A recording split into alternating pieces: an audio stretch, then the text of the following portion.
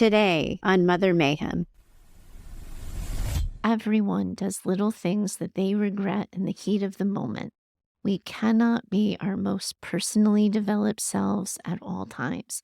You have been sucker punched by life over and over again. And so you had a moment of trying to defend yourself in public on a public forum. I also want to let you know that what happened to you on that fateful day has a name. It's called reactive abuse.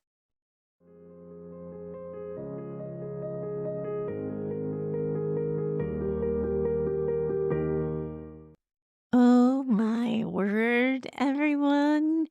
Welcome back to Mother Mayhem, the Narcissistic Abuse Recovery Podcast for Daughters. I'm your host, Heather Gray, and holy heck, ladies, we have arrived at episode 50. What an incredibly beautiful, special, and important thing we're building together. In just 2 short weeks, it'll have been a year since we started this community together.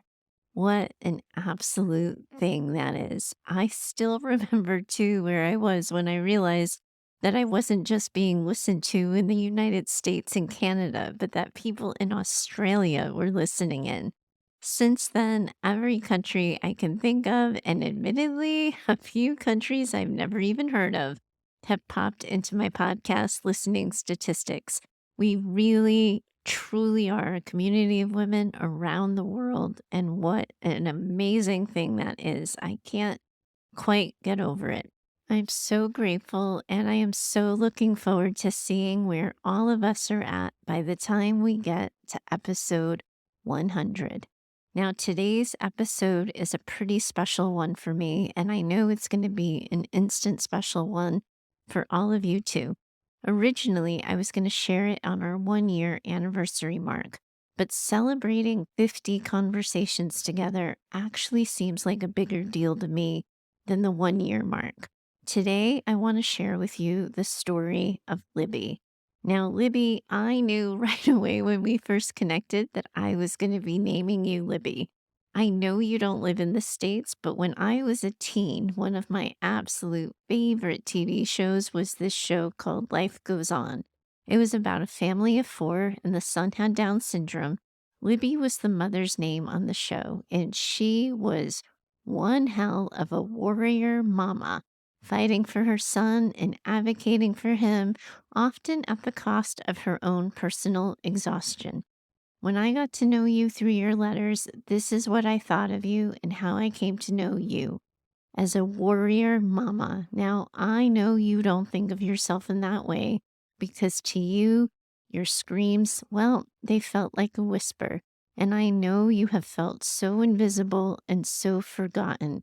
And that is so understandable to me because for so much of your hard, awful story, you were forgotten and you were invisible.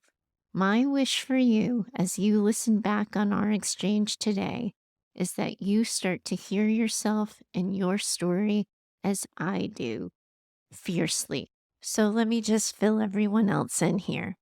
This is the story of what it means to really begin healing from childhood narcissistic abuse. This is a story of resilience, of acceptance, and of grace. It is a story of rebuilding, and it is a story of strength. The fact that mayhem gets to even be just a little bit of a part of this is something I'm so incredibly proud of. What an unbelievable privilege it is to even be on the outskirts of this incredible story. On this episode 50, we get to celebrate what it feels like to start winning after unimaginable loss. And if you've thought to yourselves as you've listened to the show before that you're a little bit like me, then I would suggest you get a few tissues and have them handy. So Libby and I have been in an email exchange for quite a while. She also participated in our Mayhem group coaching calls at the beginning of the year, and I got to know her and spent some one-on-one time with her there. Libby, I really loved meeting you. It was a privilege to be able to hold even a little bit of space with you in comparison to how long and arduous your whole journey has been and how much of it you have had to walk relatively alone. So, here's the first letter where I first got to meet Libby. We first met at the end of January of this year, 2024. Dear Heather, thank you for your incredible support through your podcast. It came at a time when I desperately searched for answers online and for similar accounts of what me and my family have been going through. I am now estranged from both parents, which is recent and raw, but feels like the best way forward for me and my family. I'm not sure where to begin, and this is going to be a long email. Apologies. I'm an only child, and then in the last year, I have realized that my mother is a narcissist and my father is an enabler of her abuse.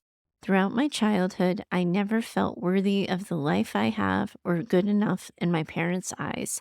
It caused me to not know who I am, and I often feel inadequate to everyone else, leading to people pleasing, anxiety over social situations, and depression. I've also suffered previously in relationships from boundaries and abuse. I am so lucky to have a wonderful and kind hearted husband who has supported me throughout all of this. He is one of the handful of people I feel safe with, and it took me by surprise all those years ago when he loved me in return, and again when he wanted to start a family together. We have 5-year-old girl boy twins who are amazing, and we are both so proud to be their parents. My parents were never really interested in engaging with their grandchildren or supporting us as new parents. I wasn't sure if it was due to having twins or if this would be the same case if I had had only one baby. They would only see us if we hosted, if we waited on them, and they were often critical about our home, our methods of parenting, and they never offered support. My mom just wanted photo opportunities for Facebook rather than quality time. As my children grew, I saw the world through their eyes and found myself upset with memories of my own childhood. Incidents of violence, not many, but some, neglect, and terror of being shouted at aggressively. I started to realize that my childhood wasn't normal when I discussed these memories with my husband and a close friend and wanted to ensure that I treated my own children with the love and care that they deserved.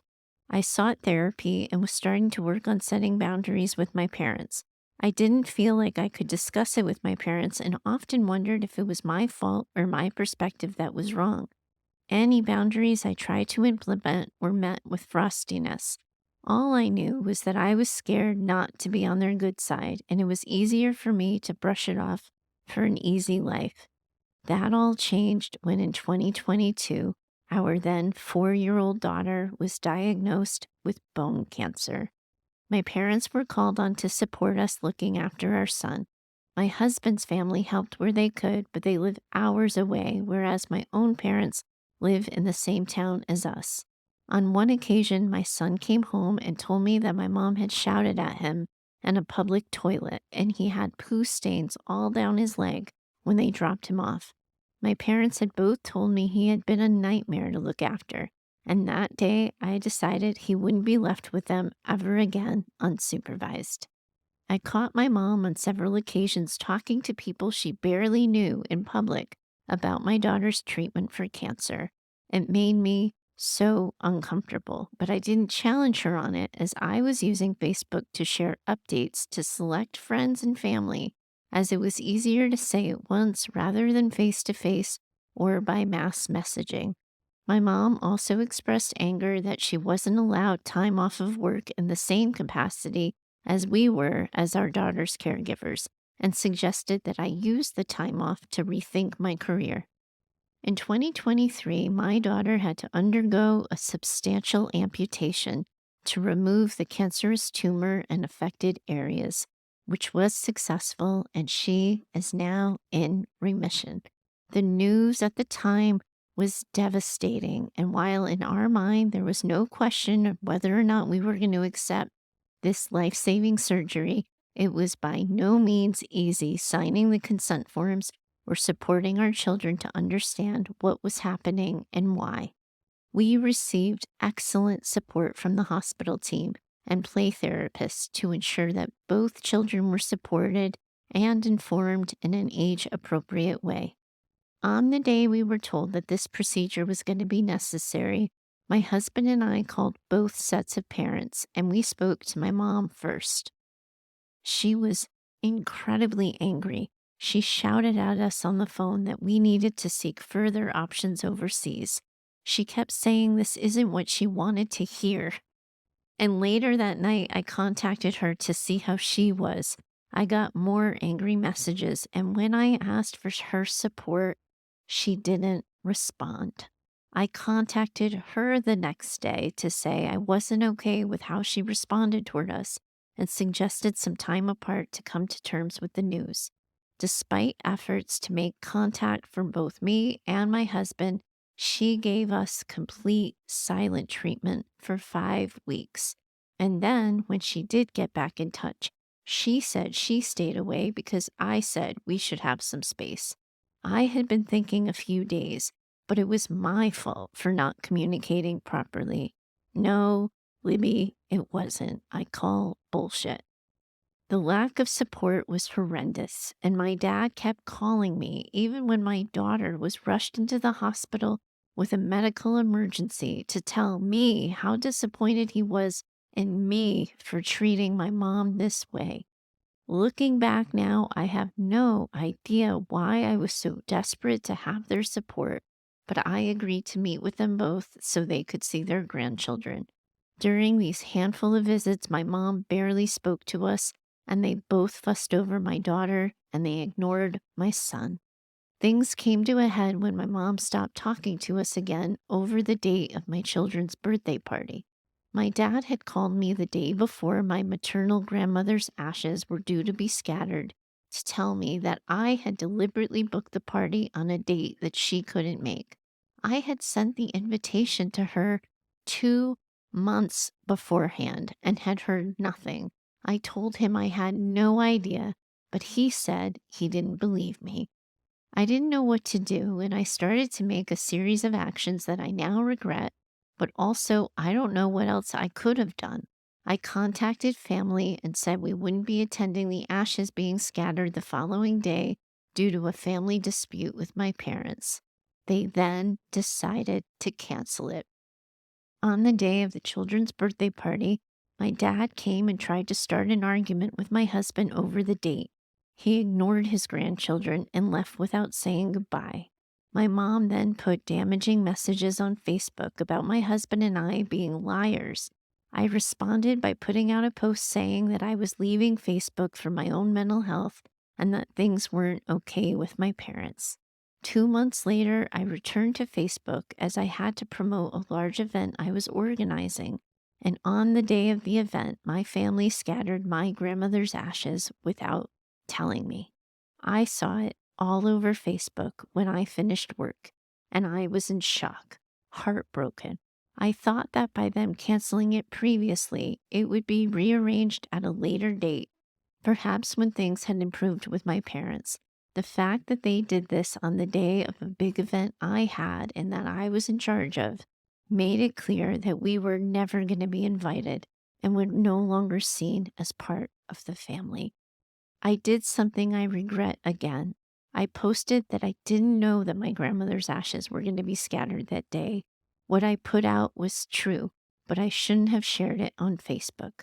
I was just so conscious that people who saw my family's posts may think that I chose not to be there because my work was more important. 3 family members contacted me with outrage over my post and that my grandmother would be disgusted with me. I felt like utter scum and deserved everything. And if my husband and my mother-in-law weren't there supporting me throughout the night, I dread to think of what I would have done to myself as I was so very low. I left Facebook properly and I haven't been back on since. Good on you, sister. Good on you. I haven't heard from either of my parents, and I am trying to move on with little wins that life brings. I'm focusing on the health and the well being of my children, my husband, my friends, and trying to reconstruct myself so that I can be a better person. We have a brilliant family therapist who has been so supportive with the trauma of childhood cancer, which is why I haven't gone into detail about that here. Your podcast has helped me see that a future with or without my parents is possible and has given me permission to have no contact with my parents, to not allow them to see their grandchildren if they ask. So far, they haven't, and has helped me process my life through a renewed perspective. Part of me is scared about sharing this, but I've accepted my faults in this and have been inspired by the bravery of your other listeners and what they have shown by writing in. I don't want to be scared of them anymore. I want to move on. I cannot thank you enough. Thank you, Heather. Okay, Libby. This story, I read it in January and my eyes welled up, and I know it turns out good in the end or better in the end, and my eyes are still welling up a little bit. I am still so very sorry that this has been your story and your reality. You deserved so much better than you got. I hate that life can be so cruel and so unfair. And I know too, with total confidence, that so many Mayhem listeners are feeling your pain, sharing in your grief, and wishing that they could have come to your aid or had your back. I hope you feel everyone sending you so much love. They see you, they see your pain, they see your courage. We all see you, and we believe you. Now, here's an edited version of what I had offered Libby as an initial response, as I had also at the time invited her to the coaching call that had been coming up. Libby, I'm so privileged to know your story and to be a part of your healing and recovery. How lucky your family is to have a mama warrior like you who can feel the hard things, do the hard things, and still lead with love. This is a testament to you and your healing. I know, though, that it comes at an incredibly high cost. Everyone does little things that they regret in the heat of the moment. We cannot be our most personally developed selves at all times. You have been sucker punched by life over and over again. And so you had a moment of trying to defend yourself in public on a public forum. I also want to let you know that what happened to you on that fateful day has a name. It's called reactive abuse. Your family passively aggressively pushed all of your buttons until you lashed out in some way so that they could then use your response against you and then play the victim. After all, in their minds, turnabout is fair play. They have been nowhere in this family crisis you've been having, and it hasn't even been public. I am sure, though, that they still feel a little exposed by that, wondering what people might think of them for not being around and how it must look to others. Of course, all of this had to be orchestrated by them so that they could come out smelling like roses and control the narrative. Of course they did. You did nothing wrong, sister. You did nothing wrong. Then, later in February, I got this email from Libby. I just wanted to reach out and say a massive thank you for your podcast. I've caught up since my last email, and boy, has it helped me to listen to your guidance and other listeners' experiences. I'm finally starting to feel empowered to allow myself my own voice and to be the change I so desperately want for me and my children. It's allowed me a safe space to process some painful memories of my childhood and recognize that I was let down, not be let down. I came to the Zoom coaching call last week, which was a great experience. It was so helpful to hear other people's experiences. And although I wasn't brave enough to ask a question or share my experiences, I felt honored to meet you and validated that so many other women had experienced similar situations to myself. Your warmth, kindness, and vocation to help other women on the call was so strong, and it is appreciated. Libby now had attended our call in February and March, and here now is her latest update. I just wanted to reach out and thank you for your podcast and the coaching sessions I had attended earlier this year. At the time of those coaching sessions, I was so low and living in my pain and my self pity.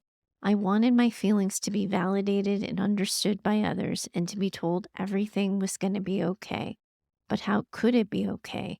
I had to pull myself together and accept that I wasn't going to have the relationship I wanted to have with my parents. Well, with your advice from the coaching call and the podcast, I've pulled myself out of that dark place and started working towards things more positively. I've gone to dance and Zumba classes, made new friends, reignited friendships, completed DIY projects, and spent as much time as I can with my 5-year-old twins and husband outside of work. We've been reading lots of Roald Dahl lately, and I found Matilda difficult to read to my children, but they loved it, and it's helped me move on. I always try to do voices for the characters, and they both hated the loud, aggressive voice that I did for Miss Trunchbull and asked me to be Mummy again, and we continued the book with no loud voices.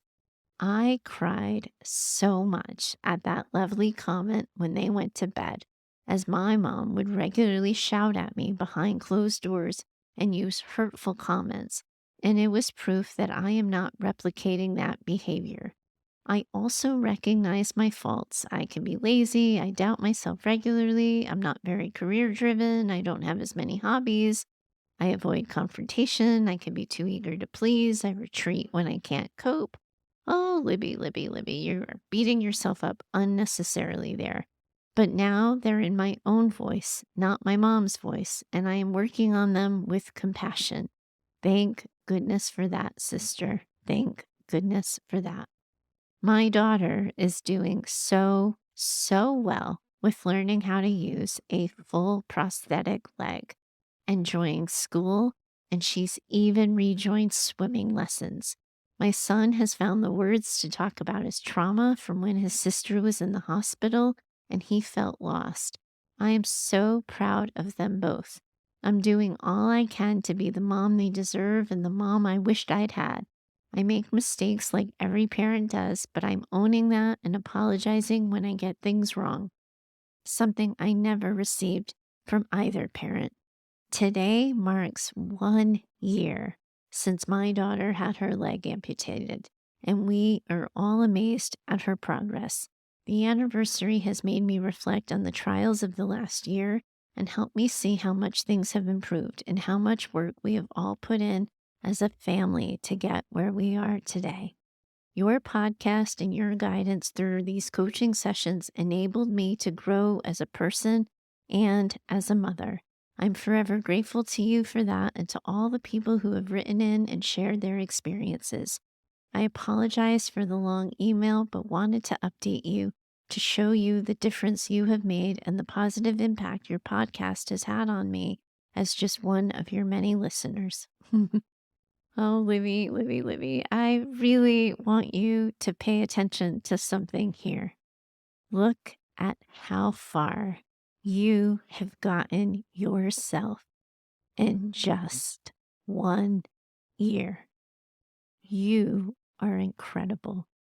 Life absolutely fucking pummeled you with an intense health emergency for your little girl.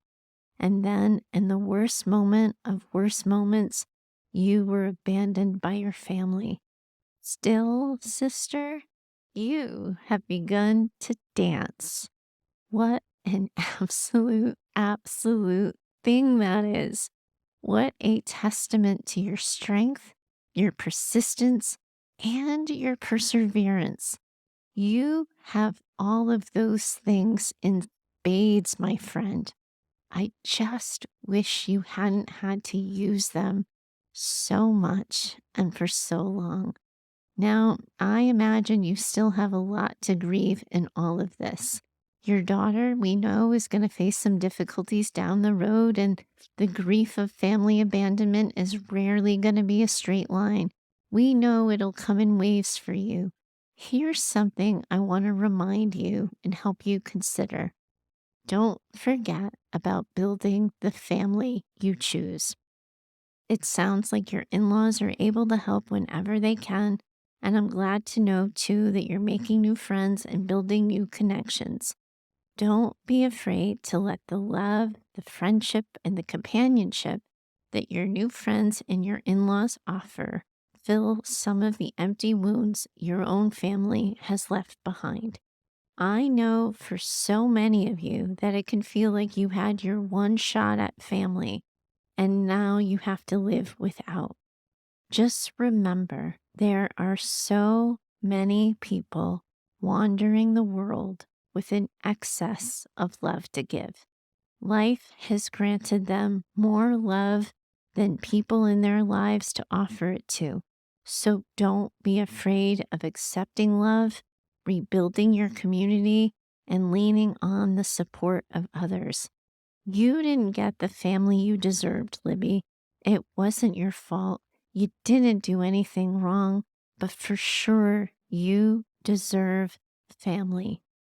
Thank you so incredibly much for the privilege of your truth. What a gift it is to celebrate your healing. I hope the summer treats you and your family really well and that you are all able to make up for some lost time. You are a member of a community of women around the world who are in this with you. I most definitely am too. Bye for now. I do hope you enjoyed today's conversation. If you have a question you'd like me to consider for the show, please do email me over at heather@daughtersnpd.com. You are always welcome to share your story or questions by recording yourself using the voice app on your phone. For best recording quality, please do record directly into your phone without using headphones or Bluetooth speakers. We're building an incredible community as well over on Instagram, and I'd love to see you over there too. You can find us at Daughters NPD. Lastly, if you love what you've been hearing here on Mayhem and have found the show helpful in your own trauma recovery, please do consider becoming a Mother Mayhem sponsor by purchasing simple scripts for saying hard things. It's a resource I created that provides the right words for the hard conversations, and it covers life, love, and work. You'll find a link for that in the show notes. If you know another woman who needs this conversation in her life, please do share the show with her. Your reviews and social shares help spread the word, and I hope you'll consider doing so. Special thanks to Heather Clark for editing the show. She's in my head and knows what I meant to say when the words come out backwards. Thanks so much for your time today. As always, I'm in it with you. Bye for now.